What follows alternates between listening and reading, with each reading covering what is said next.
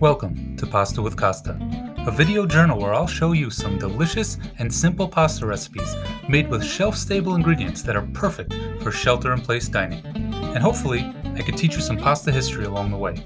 Enjoy! Today's recipe is my all-time favorite, spaghetti alla matriciana.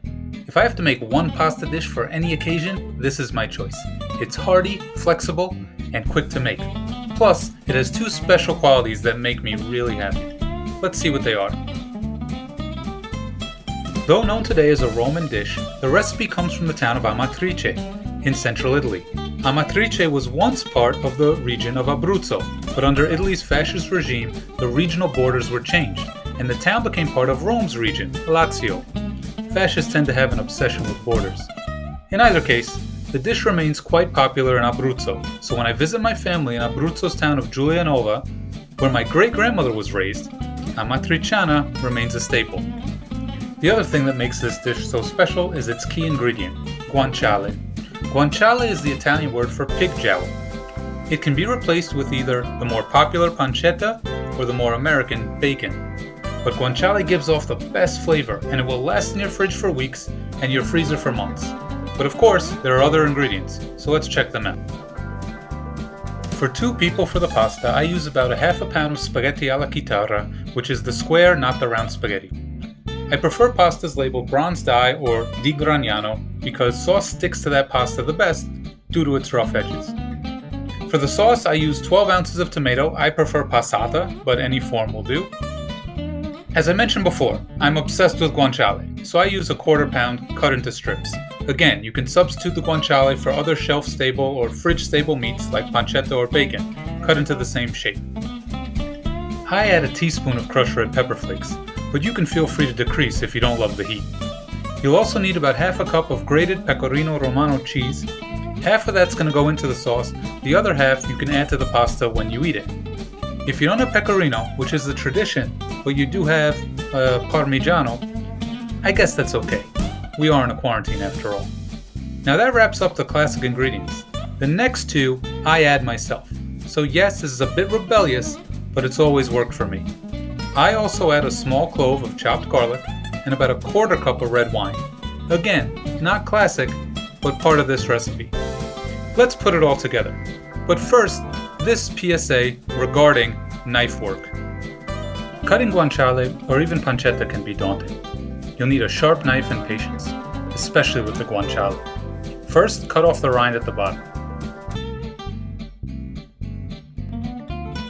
Then, cut the guanciale into slices before cutting those slices into smaller strips, like so.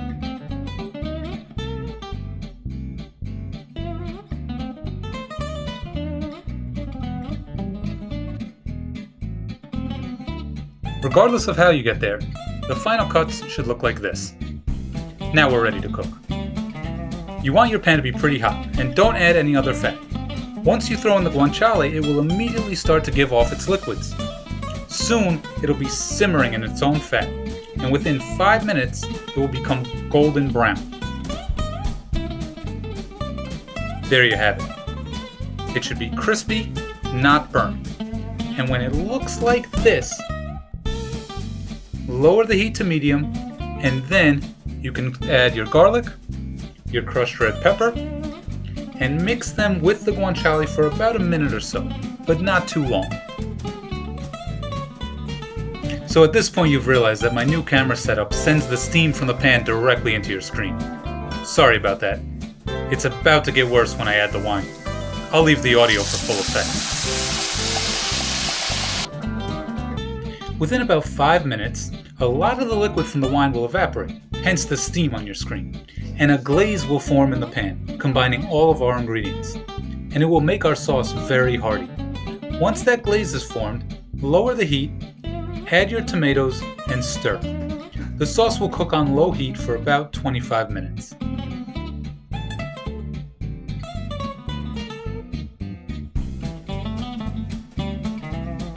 Meanwhile, add salt to your boiling water, and don't be shy. You want that water to taste like the ocean. Then you throw in your pasta. Please don't break it. Just invite it to soften into the pan. At this point, take half of your grated cheese and add it to your sauce. Yes, cheese is both an ingredient and a topping here. Mix the cheese until it dissolves into the sauce, making the tomato a bit lighter. Once the pasta is al dente, which is about 2 minutes less than what the package tells us, remove it from the water with a pair of tongs and into the sauce. Mix it well, first with your spoon, then by tossing the pan. More on that later.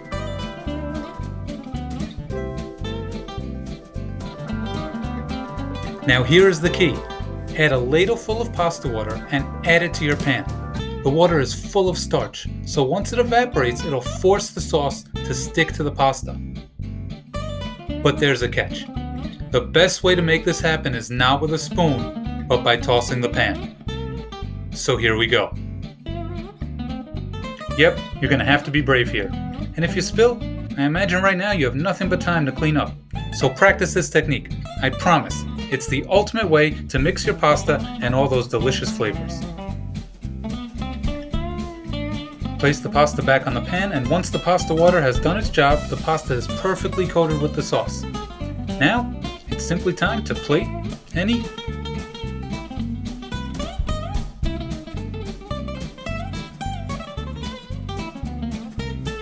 I am happy with it.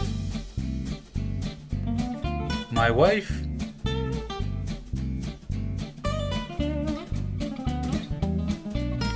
she approves.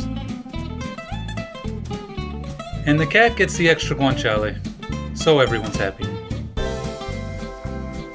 So there it is again, spaghetti alla matriciana. Enjoy it with the traditional Montepulciano d'Abruzzo if you want to share in my nostalgia, or if you're super lucky and happen to have a bottle of my all-time favorite, Cab Franc, it pairs perfectly with this dish. As always, it's up to you to work with what you have. Thanks for watching, good luck with this one, and stay safe. See you next time on Pasta with Costa.